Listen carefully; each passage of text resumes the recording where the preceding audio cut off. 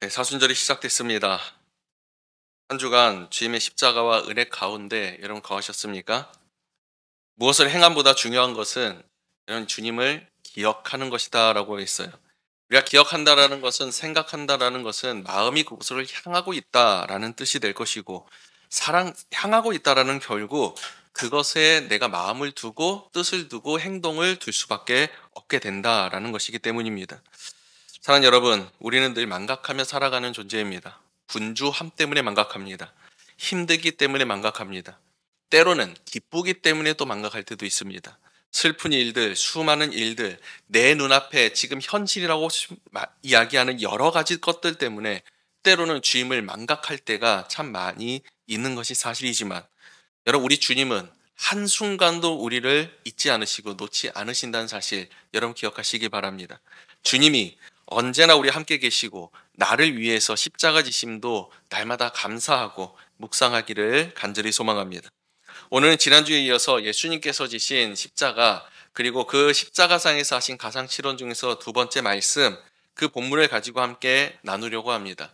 근데 오늘은 이 말씀에 예수님께서 하셨던 말씀의 내용보다 왜 이 말씀을 하시게 되었는가, 왜 이 말씀을 하실 수밖에 없었고 하셨는가, 여기에 좀 초점을 둬서 이야기를 좀 진행해 보려고 합니다.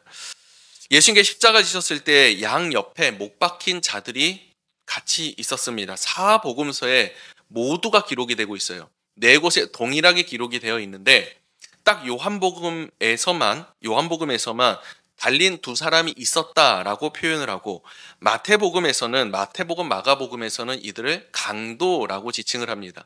그리고 오늘 누가복음에서는 행악자라고 이야기를 하는데, 간혹 우리가 이런 누가복음 말씀을 묵상을 하다 보면 이 행악자 중에 한 사람인 이 사람은 예수님을 고백하는 모습이나 그가 이렇게 예수님의 편을 옹호하는 모습을 보면 의로운 사람, 참 믿음의 사람이구나 라고 생각될 수가 있다라는 겁니다. 때문에 이렇게 해석하시는 분도 간혹 있던 것 같아요. 그들이 열심 당원 중 한 사람으로서 아마 로마에 대적하다가 잡힌 것 아닌가 라고 이야기를 하기도 하지만, 마태복음과 마가복음에서는 그렇게 표현하지 않고 있는 걸로 봐서는 아마도 흉악한 죄수가 맞다, 사회에서 무리를 일으킨 죄수라고 보는 것이 옳다라고 해석을 합니다. 여러분, 그런데 왜 하나님께서 예수님을 그 양 옆에 강도를 두시고 이 행악자를 두시고 그 중앙에서 이렇게 십자가에 매달게 하셨는가? 왜 그 가운데서 십자가를 짊어지게끔 하셨는가? 지금 예수님께서 당하시는 것은 단순한 고통이나 사형 집행이 아니라는 것입니다. 구원의 큰 역사가 이루어지고 있는 장면입니다. 하나님의 놀라운 역사가 이루어지고 있는 장면인데, 그 가운데에 그 양옆에 지금 도적들이 함께하고 있었다라는 거죠. 여러분, 이 사건은 그냥 우연히 일어난 사건이 아니라 하나님께서 행하시는 하나님의 뜻과 말씀을 이루시고 권능과 뜻대로 예정하신 사건들이었습니다. 이사야 53장 12절에 이렇게 기록합니다. 그러므로 내가 그들에게 존귀한 자와 함께 못을 받게 하며 강한 자와 함께 탈취한 것을 나누게 하리니, 이는 그가 자기 영혼을 버려 사망에 이르게 하며 범죄자 중 하나로 헤아림을 받았음이니라. 그러나 그가 많은 사람의 죄를 담당하여 범죄자를 위하여 기도하였느니라.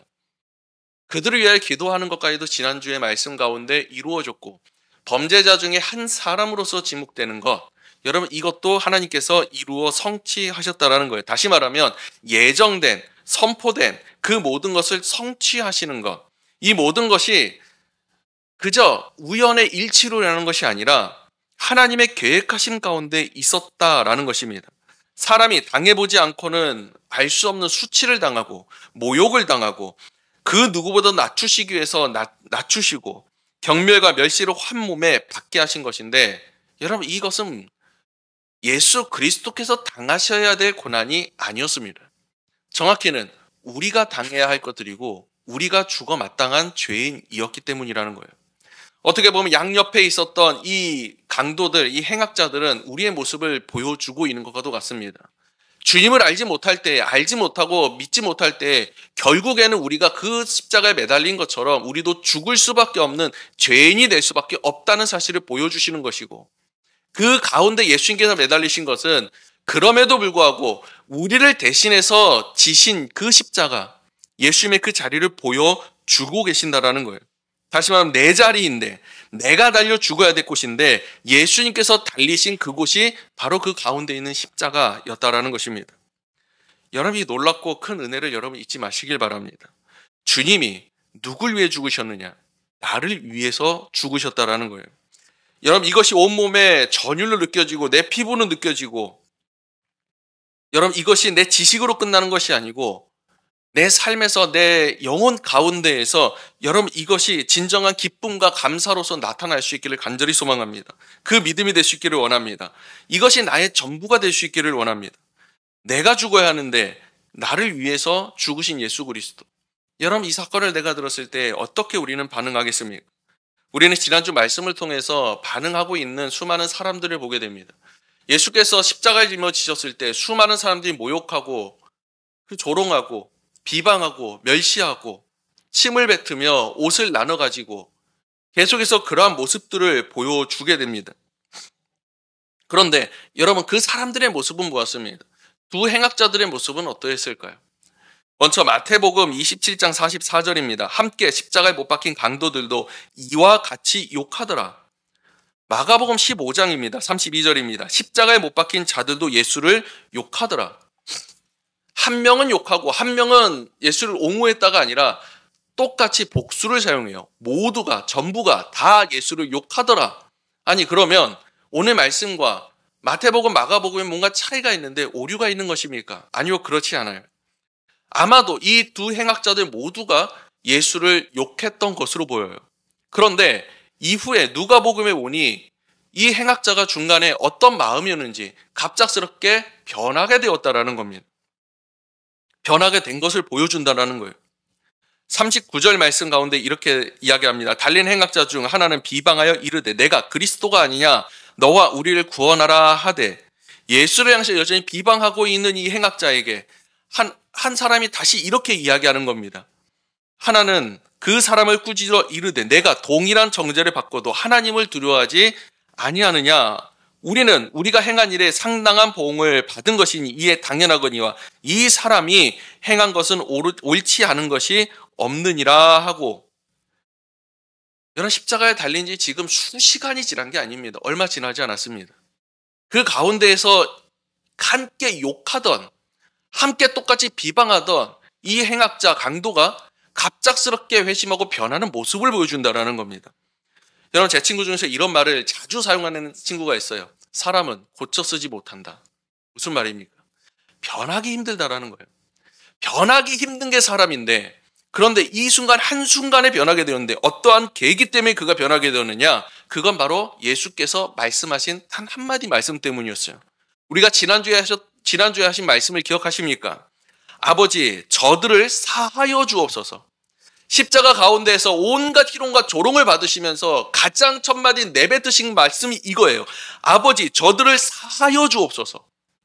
그 용서의 말씀과 그 중보의 말씀을 듣고 함께 비방하고 있었던 이 행악자가 순간 가슴이 철렁 내려앉는 겁니다. 온몸에 전율이 갑자기 솟아나오기 시작하는 겁니다. 전기가 흐르듯 전율이 오고 하염없이 눈에서 눈물이 흐르기 시작하는 겁니다. 자신이 죽음 앞에 있기 때문이 아니라 그렇게 비방하고 그렇게 욕하고 있는 그 순간, 사람이 정말로 처참해지고 처참해질 수밖에 없는 그때에 그렇게 비방하고 조롱하고 함께 그렇게 욕하던 그 대상자가 나를 위해서 기도하고 있는 거예요. 나를 용서하고 있는 겁니다. 피할 수 없는 죽음 앞에 절망 가운데 분노를 표출하고 있는데 그 가운데서 이 음성을 듣고 귀가 열리는 겁니다. 눈이 뜨이는 겁니다. 정신이 번쩍 드는 겁니다. 온몸에 털들이 쭉뼈집에 서기 시작하는 겁니다. 그때 그들이 기다리던 메시아, 그가 지금 내 눈앞에, 내 옆에 있다는 사실을 깨닫게 되는 겁니다. 여러분, 지난주 우리가 말씀을 들었을 겁니다. 한 주의 삶이 어떠셨습니까? 여러분, 무엇이 변화되었습니까? 나는 이미 완벽하고 나는 이미 완전하기 때문에 변화될 것이 없는 자가 아니라는 겁니다. 말씀을 듣고 깨닫지 못할 때 완악함 때문에 변화되지 않는 것은, 여러분, 이 비방한 자, 이 도적보다도 못한, 그들보다도 못한 것이 되지 않겠냐라는 거예요. 눈앞에 어떠한 결과가 없어서 그렇습니까? 아니면 어떤 표적과 이적이 나타나지 않아서 그렇습니까? 여러분, 이 행악자의 회심은, 이 고백은 초자연적 현상이 일어나기 전에 이루어집니다. 세상이 어두워지기 전에, 돌들이 터져 나가기 전에, 예수께서 다 이루셨다라는 승리의 외침이 있기 전에, 휘장이 위에서부터 아래로 찢어지기 전에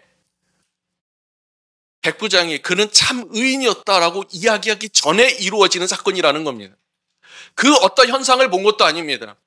똑같이 자신과 같이 십자가에 매달린 무력한 인간의 모습이었지만 그 입에서 나오는 그 말씀 한마디에 변화되는 모습을 보여주는 거예요. 여러분, 이 행악자보다 우리가 못한 게 무엇이 있습니까? 그가 우리보다 많이 배웠겠습니까? 그가 이러한 죽을 죄를 지었다는 것은 그 삶 가운데 온 삶이 죄투성이라는 거예요. 우리보다 부유하겠습니까? 누렸겠습니까? 많은 것을 배웠겠습니까? 그 무엇이 없었음에도 불구하고 오직 예수 그리스도의 말씀 한마디에 그가 회심하게 되는 겁니다. 주님께서 이렇게 말씀하셨습니다. 예수께서 대답하여 이르시되 천지의 주제이신 하나님 아버지여, 이것을 지혜 있고 슬기 있는 자들에게 숨기시고 어린 아이들에게는 나타내심을 감사하나이다. 여러분, 딱 이 말씀 아닙니까? 여러분, 지혜롭다는 자들, 슬기롭다는 자들, 하나님의 말씀을 달달달 외우고 있는 사람들, 그들에게는 감추시고 어린 아이들, 무지하고 알지 못하고 어리석다고 이야기할 수 있는 수많은 사람들에게 보이시고, 여러분, 예수를 알면 무엇합니까? 말씀을 배우면 무엇합니까? 무엇 하나도 내 안에서, 내 밖에서 변화되는 역사가 일어나질 않는데, 여러분, 하나님은 모든 사람이 구원을 받으며 진리를 아는 데 이르기를 원하시느니라. 디모데전서 2장이 이렇게 이야기해요. 누구에게는 보이신 게 아닙니다. 누구에게는 안 보이신 게 아니고, 누구에는 구원을 받기를 원하시고 누구는 구원을 받지 않기를 원하시는 것이 아니라는 겁니다. 모든 사람들에게 보이시고 모든 사람이 진리를 알기를 원하시고 모든 사람들에게 나에게 말씀하시고 나에게 보여주셨다라는 겁니다. 여러분, 내가 봄에도 불구하고 말씀을 들음에도 불구하고 깨닫지 못하는 것은 여전히 내 마음의 완악함 때문 아니겠습니까? 값없이 주시는 은혜입니다. 나 같은 자도 구원하시는 하나님의 놀라우신 사랑입니다. 때로는 절망 가운데, 무력함 가운데 빠질 때가 있어요. 그때 내가 아무것도 할 수 없는 때 아닙니까? 탕자가 그랬지 않았습니까?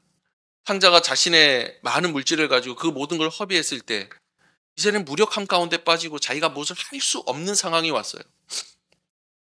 그나마 자기가 있던 것을 어떻게든 좀 복구해 보려고, 살아보려고 노력한 것이 돼지를 치는 거였습니다. 근데 그것마저도 여의치 않게 되고 자신이 이제 모든 것을 내려놓고 포기할 수밖에 없는 상황이 왔다라는 거예요. 그때가 돼서야 아버지를 찾아옵니다. 여러분, 그만 그랬겠습니까? 혈류병 앓았던 여인은 어떻습니까? 자신의 모든 삶을 다 투자해서 모든 의사들을 다 찾아다녔어요. 용하다는 사람들을 다 찾아다녔어요. 자신의 모든 노력과 수고를 다 허비하고 나서야 이젠 어찌할 도리가 없을 때에, 그럼 다른 사람 눈에 띌까 두려움 가운데 떨며 주님 앞에 나온 게 혈류병 여인입니다. 자신의 모든 미천이 바닥나야 주님을 의지하더라는 겁니다. 자신의 연약함을 깨달아야 주님을 의지하게 된다는 거예요. 여러분, 왜 말씀 앞에 변화가 없는지 아십니까? 내가 잘나서 그렇습니다. 내가 아는 게 많아서 그렇고, 내가 배운 게 많고 할 수 있는 게 많아서 그렇습니다. 어린 아이에게 천국과 지옥을 알려주면 그 아이는 천국을 생각하면 기뻐합니다. 지옥을 생각하면 무섭고 두려워합니다. 여러분, 하나님이 지켜주신다라고 얘기하면 뭐라고 얘기하시겠습니까? 여러분, 어린 아이들은 하나님이 지켜주시니까 담대하게 나아갑니다. 여러분, 우리는 내가 노력해야 된다고 생각해요. 내가 열심히 해야 된다고 생각을 합니다. 주님께서 원하시는 것은 이러한 것이 아닙니다. 병든 자에게야 의사가 필요한 겁니다. 주님께서 우리에게 원하시는 것은 내가 연약함을 깨닫는 겁니다. 나의 무력함을 깨닫는 겁니다. 그때에 주님의 음성이 들리는 것이고, 그때에 주님을 우리가 의지할 수 있게 되는 것이고, 내 마음이, 내 삶이, 내 육신이 변하기 시작한다라는 거예요. 여러분, 이 행악자가 어떻게 이야기하는지 한번 보십시오. 이 행악자가 첫 번째 이렇게 이야기합니다. 하나님을 두려워하지 아니하느냐. 함께 욕하던 자 그 한 사람이 계속 비방을 하니 그때 갑자기 이렇게 이야기하는 거예요. 하나님이 두렵지 않느냐? 그에게 이전에 있었던 두려움은 죽음이었습니다. 눈앞에 있는 사람들이었습니다. 세상이었습니다. 그런데 이제는 순간에 바뀌게 되었다라는 거예요. 오직 한 분 하나님만이 두려운 분임을 고백하기 시작하다라는 겁니다.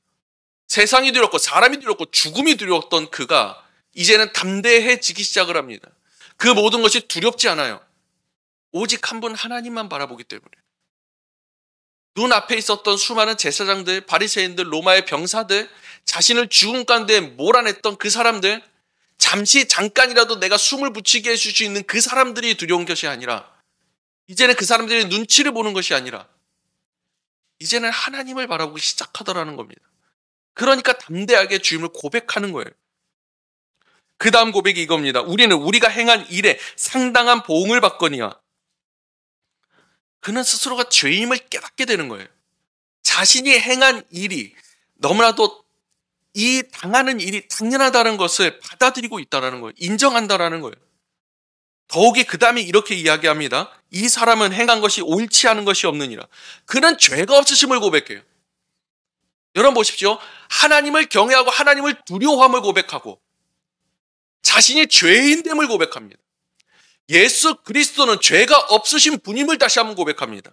여기서 끝나지 않습니다. 그뿐만이 아니라 주님이 그리스도 되심, 메시아 되심을 인정하며 고백하는데 이르되 예수여 당신의 나라에 임할 때 나를 기억하소서 하니. 당신의 나라, 그의 나라, 주님의 왕이 되심을 인정하고 그의 재림의 때를 기다리는 거예요. 여러분 킴제임스 번역에 보면 여기에 로드라는 단어가 추가가 되어 있습니다. 우리나라는 주여라는 단어로 표현이 되는데 그게 좀 빠져 있어요. 이것까지 같이 생각을 해보면 그가 하나님 되심을 고백하고 있다는 거예요. 그의 주권과 그의 왕권과 그리고 아버지와 아들이 하나라고 말씀하신 그 주님의 말씀, 그 말씀을 그대로 고백하고 있는 장면이 나타난다는 겁니다. 여러분 생각해 보십시오. 이가 뭐가 배운 것이 있겠습니까? 이전에 주님의 말씀을 듣고 주님을 따라다녔겠습니까? 날마다 범죄하고 어떻게 하면 수월의 사람을 넘어뜨릴까 빠뜨릴까 생각했던 사람이 이 사람이잖아요. 그가 주님의 말씀을 듣고 그 말씀 가운데 깨달았을 때 성령께서 깨닫게 하시고 고백하게 하시는 겁니다. 그의 입술을 통해서 주임을 고백하게 하시고 그리스도 됨을 고백하게 하시고 왕 되심을 고백하게 하시고 그가 하나님 되심을 고백하게 하는 것. 그 가운데서 그가 마지막에 이렇게 이야기합니다. 기억하소서. 불과 몇 분까지만 해도 자기도 비방했던 사람이에요. 자기가 죄인이란 거 알아요. 얼마나 큰 죄악인지 알아요. 염치라는 것이 있어요. 때문에 기도하는 겁니다. 그러니까 이야기하는 겁니다. 용기 내서 한마디 하는 겁니다. 나를 기억만 해주셔도 좋습니다. 당신이 그리스도고 당신이 메시아인데 나를 기억만 해주셔도 좋습니다. 여러분 이렇게 이야기하는데 이 강도의 소리에 예수께서 화답하셔요. 여러분 인간적인 면으로 본다면 야, 왜 이제 와서야? 이미 늦었다 라고 말씀할 수도 있고 괘씸하실 수도 있을 것 같아요. 요한복음 6장 37절에 이렇게 기록됩니다. 아버지께서 내게 주신 자는 다 내게로 올 것이요 내게 오는 자는 내가 결코 내쫓지 아니하리라. 주님이 하신 말씀입니다. 이 말씀을 그대로 실천하고 계세요. 단 한 번도 주님께서는 자신에게 오는 사람을 내치신 적이 없으셨습니다. 이 말씀을 준비하면서 한 가지 생각이 떠올랐어요. 얼마 전에 이틀 전, 3일 전에 제가 우체국을 다녀왔습니다. 우체국을 갔는데 거기에 가보니 막 노발대발 소리를 지르고 있는 한 아주머니가 계시는 거예요. 그러니까 대충 이제 적고 이야기를 듣는데 그 이야기 내용이 이렇습니다.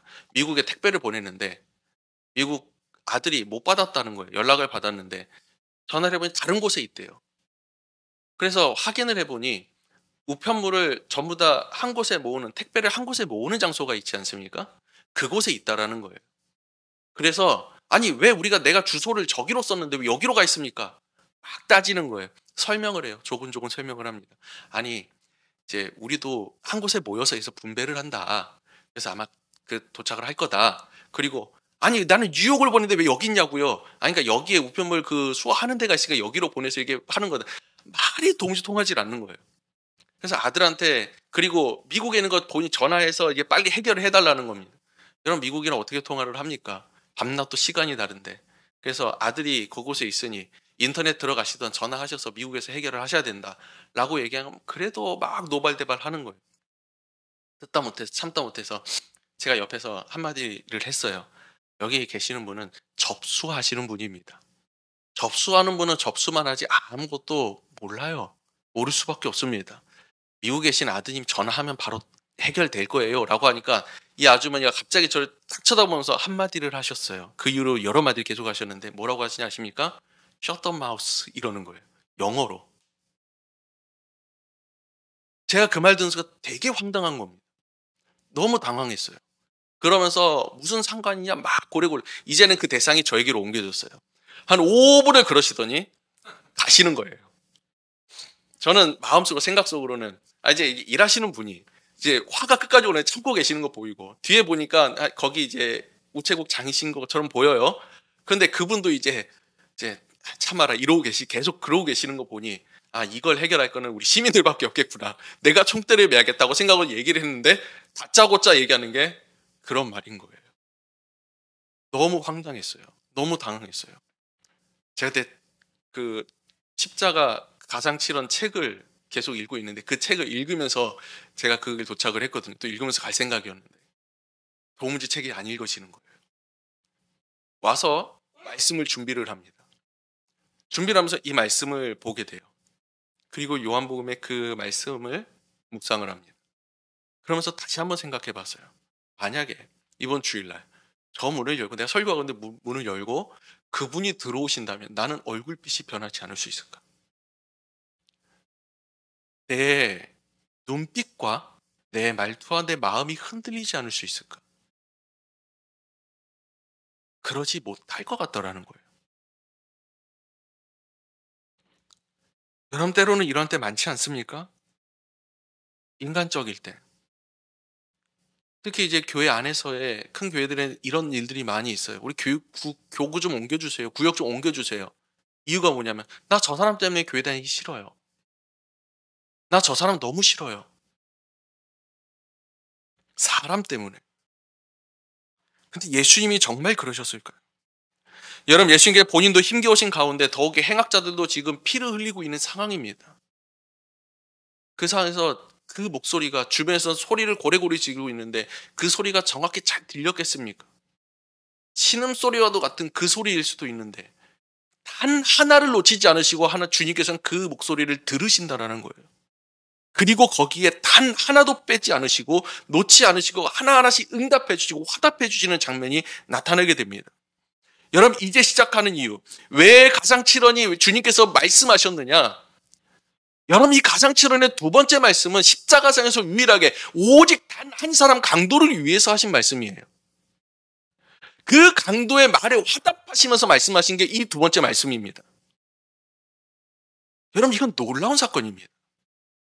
자신을 욕하던 자를 그가 간구했을 때 응답하시는 거예요.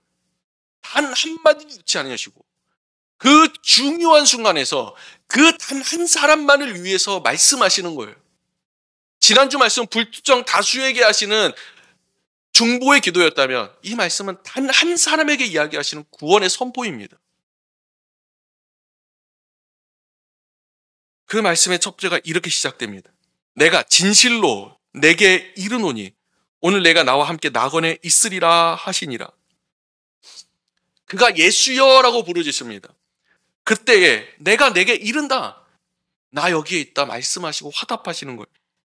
진실로 단 한 번도 거짓을 고하신 적 없으신 주님께서 그의 마음을 위해서 진실로 내가 너에게 이른다라고 확답을 주시는 거예요. 그리고 나를 기억하소서. 그 낙원이 임할 때 나를 기억하소서라고 할 때 예수님께서 그래 내가 너를 기억할게 라고 얘기하지 않으세요. 내가 너와 함께 있을 것이다 라고 말씀하세요. 나를 기억만 해둬도 좋사오나 라고 말할 뿐인데 예수님께서 아니 나는 너와 함께 있을 것이야 라고 말씀하세요. 어떤 사업가가 이런 얘기를 합니다. 성공을 해서 세 가지를 기억했는데 첫째가 무엇이냐면 일론 머스크는 실패를 통해서 성공을 했다는 거예요. 도전을 해서. 근데 보잉은 고지식하고 보수적으로 접근하고 완벽하게 만들려다 실패했다고 이야기를 해요. 빠르게 실패하고 빠르게 고친다는 철학으로 성공을 한 일론 머스크와 보잉은 차이가 있다는 겁니다. 둘째, 말을 적게 하고 약속을 적게 잡으라고 이야기를 해요. 말이 많아지면 실수가 있고 약속이 많아지면 기대가 무너지기 때문이라는 겁니다. 마지막 세 번째 이렇게 얘기합니다. 작게 약속을 잡았으면 그 약속 이상의 것을 주어라라고 이야기를 하는 거예요. 늘 이렇게 자신에게 말한답니다. 당신에게 무엇을 약속받았는데 언제나 당신은 나에게 그 이상의 것을 주십니다. 그러니 모든 것을 믿고 당신에게 맡기겠습니다. 고객이 생기더라는 거예요. 여러분, 저는 이 세 번째 이야기를 들으면서 하나님께서 늘 우리에게 접근하시는 방식이 이런 거구나. 하나님은 언제나 우리에게 이렇게 행하셨구나라는 걸 생각하게 됩니다. 보십시오. 성경 가운데 우리에게 약속하신 게 무엇입니까? 가장 큰 거는 이거잖아요. 예수를 믿는 믿음 가운데 우리를 구원하시겠다는 거예요. 언젠간 다시 이 땅에 오시겠다라는 겁니다. 그게 성경의 전부이자 전체입니다. 그 가운데 작은 약속들이 있지만 그렇게 많진 않아요. 그런데 여러분 생각해 보십시오. 우리가 기도할 때마다 하나님 응답하시잖아요. 우리가 요구할 때마다 하나님께서 말씀하시고 우리의 요구를 들어주시잖아요. 주님께서는 기억만 해도 좋다라는 그 말에 아니 나는 기억할 뿐만이 아니라 너와 함께 할 것이야 라고 말씀하시는 것입니다. 근데 마지막에 예수님께서 이렇게 말씀하세요. 오늘 여러분 이건 정말 중요한 단어입니다. 예수님 당신의 나라가 임할 때 나를 기억하여 주옵소서. 예수님께서 이렇게 말씀하지 않으세요. 아 그래 먼 미래에 언젠간 내가 다시 이곳에 임할 것이고 재림이 있을 것이고 내가 3일 뒤에 부활할 건데 그때 너를 기억할게. 그때 너가 함께 할게. 이렇게 얘기하지 않으신다라는 거예요. 오늘 너와 함께 있을 것이다 라고 말씀하세요. 즉각적으로 말씀하실 뿐이 아니라 그 행함이 오늘 즉각적으로 이루어질 거라고 말씀하시는 겁니다. 여러분 간혹 우리가 이렇게 얘기하지 않습니까? 언제 한번 식사 한번 합시다. 저도 이제 아랫집에 있는 젊은 남성이 그런 얘기를 했어요. 언제 한번 식사 한번 하시죠. 이게 정말 같이 밥 먹자는 뜻입니까? 지금 당장? 인사잖아요. 근데 거기서 간혹 그래요. 그러면 내일 같이 밥 먹을까요? 하면 당황하는 게 우리나라 사람이지 않습니까? 언젠가는 이야기하는 게 아닙니다. 그의 신음소리를 들으시고 응답하시고 행하실 뿐 아니라 오늘 내가 나와 함께 낙원에 있으리라. 언제가 모를 불확실함이 아니라 확실한 오늘의 때를 말씀하시는 거예요. 우리가 예수를 믿고 고백할 때에 여러분 주님께 이와 같이 우리가 고백할 때 주님께 우리에게 화답하시는데 그 응답이 먼 미래에 이루어진 것이 아니라 지금 즉시로 이루어지는 것이고 우리의 구원이 먼 미래에 이루어지는 것이 아니라 지금 당장에 이루어져서 이미 우리는 낙원에 속한 자가 되었다라는 것을 말씀하고 보여주시는 거라는 거예요. 그러나 이는 믿는 사람에 관해서 하는 것 아닙니까? 복음의 소식은 언제나 사탄이 우리를 흔들려고 하고 숨기려고 합니다. 잠든 영혼의 교리라는 것 들어보셨습니까? 쉽게 말하면 이런 거예요. 사람이 죽으면 잔다는 거예요. 그래서 주님께서도 그런 표현을 사용하셨고 마지막 미래에 같이 먼저 잔 자들이 일어나고 이러한 표현들을 많이 성경에 있잖아요. 그래서 죽으면 저기 영혼까지도 모두 잠들어 있다가 나중에 예수께 오실 때 한 번에 같이 승천하는구나. 이런 교리가 있어요. 또 연옥이란 것도 그렇지 않습니까? 연옥이라는 것은 이후에 우리는 단번에 예수 그리스도를 믿으면 천국에 임하지만 그럼에도 불구하고 여전히 우리 안에 있는 죄나 죄성이나 이런 것을 연옥에서 씻어내야 된다는 거예요. 여러분 이 모든 것을 완벽하게 날려버리시는 게 하나님의 말씀, 주님의 말씀입니다. 그 기만을 날려버리는 거예요. 그 강도가 죽는 그 순간 예수 그리스도를 고백하는 그 단 하나 때문에 그의 모든 죄가 덮어지게 되고 단 한순간에 구원을 임하게 되고 그것이 먼 미래가 아니라 지금 당장에 이루어지는 그 사건이라는 것 주님께서는 말씀하시고 보여주시고 계시다는 거예요. 사랑하는 여러분, 그 행악자가 주님의 말씀을 들었을 때에 그 말씀을 통해 주님을 깨닫게 되고 주님을 고백하게 됩니다. 주님을 믿음으로 고백했을 때에 주님께서는 그에게 화답하셨다는 사실을 기억하기를 원합니다. 오직 그 십자가 가운데에서 그 입을 잠깐 열기도 힘든 그 순간 가운데에서도 단 한 사람, 이 사람의 구원을 위해서, 확신을 위해서 주님께서는 입을 여시고 그에게 확답을 주셨다라는 거예요. 그리고 사랑하는 여러분, 우리도 그와 같기를 간절히 소망합니다. 주의 말씀을 듣고 여러분 우리가 깨달은 바가 있고 때로는 우리 안에 일어나는 큰 변화의 역사가 있다면 그 즉시로 주께 고백하는 입술과 우리의 삶이 되기를 간절히 소망합니다. 그 가운데 반드시 주님께서는 우리에게 화답하시고 말씀하실 줄 믿습니다. 때로는 흔들릴 때도 있고 때로는 무너져 내릴 것 같은 순간도 있을지 모릅니다. 하지만 이후에 이 강도는 여러분 끝까지 그 마지막 죽음 순간까지 주님을 찬양하고 하나님을 찬양했을 거예요. 왜냐하면 주님께서 이와 같이 확답을 주셨기 때문에 우리에게도 이와 같이 강건한 믿음을 허락하시고 굳건케 하신 하나님의 말씀이 우리에게 다시 한번 임하게 될 줄로 믿습니다. 이 말씀을 붙잡고 한 주간도 다시 한번 힘내서 살아갈 수 있는 오직 주님께서 허락하신 삶을 이겨낼 수 있는 저와 여러분 되길 간절히 소망합니다.